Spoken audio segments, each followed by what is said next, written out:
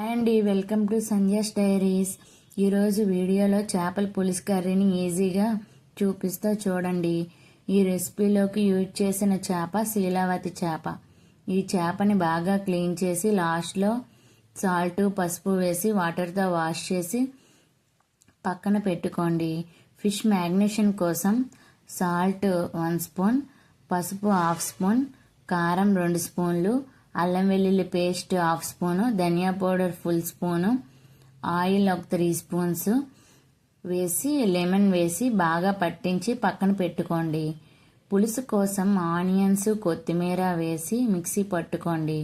Mixie పట్టుకొని కచ్చపచ్చగా పట్టుకొని పక్కన పెట్టుకోండి. ఎర్రని టమాటోస్ కూడా తీసుకొని కట్ చేసి మిక్సీ పట్టుకోండి. ప్యూరీలా పేస్ట్ చేసి పక్కన పెట్టుకోండి. ఫిష్ని మ్యాగ్నేషన్ 1 అవర్ పాటు మ్యాగ్నేషన్ చేసుకున్నాం కదండి. ఫిష్ని మీడియంగా ఫ్రై చేయాలండి. బాండీ పెట్టి ఆయిల్ వేసి ఆయిల్ హీట్ అయ్యాక 2 వైపులా టర్న్ చేస్తూ మీడియంగా ఫ్రై చేసి అలానే తల తోక అన్నీ ఫ్రై చేసి పక్కన పెట్టుకోండి. పులుసు కోసం వెడల్పు వాటి బాండీ పెట్టి ఆయిల్ వేసి మెంతులు ఆవాలు వేసి చిటపటలాడాక కరివేపాకు పచ్చిమిర్చి వేసి ఫ్రై చేయండి.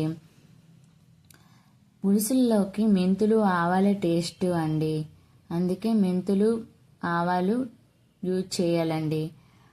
బాగా ఫ్రై అయ్యాక ఒక 1/2 స్పూన్ అల్లం వెల్లుల్లి పేస్ట్ వేసి పచ్చివాసన పోయేంత వరకు ఫ్రై చేసి ఆనియన్ కొత్తిమీర పేస్ట్ చేసుకున్నాం కదండి, అది కూడా యాడ్ చేసి ఆయిల్ పైకి తేలేంత వరకు లిడ్ పెట్టుకొని ఫ్రై చేసి అందులో టమాటో ప్యూరీని యాడ్ చేయండి.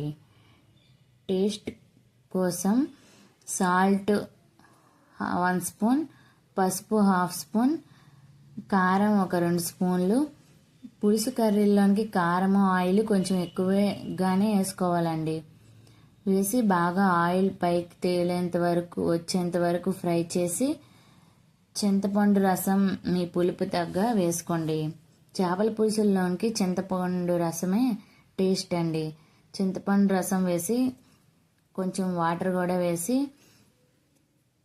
గరం మసాలా, ధనియా జీరా పౌడర్, కసూరి మేతి వేసి బాగా థిక్గా బాయిల్ చేసి పులుసులో స్లోగా ఫిషెస్ని లైన్గా పేర్చుకోండి.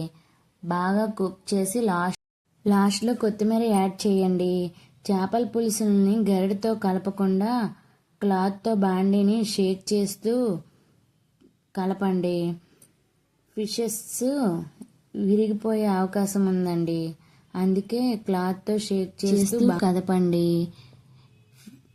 ఫిష్ కర్రీ ప్రిపేర్ అయిందండి. గ్యాస్ ఆఫ్ చేసి లిడ్ పెట్టి 4 అవర్స్ పక్కన పెట్టుకోండి.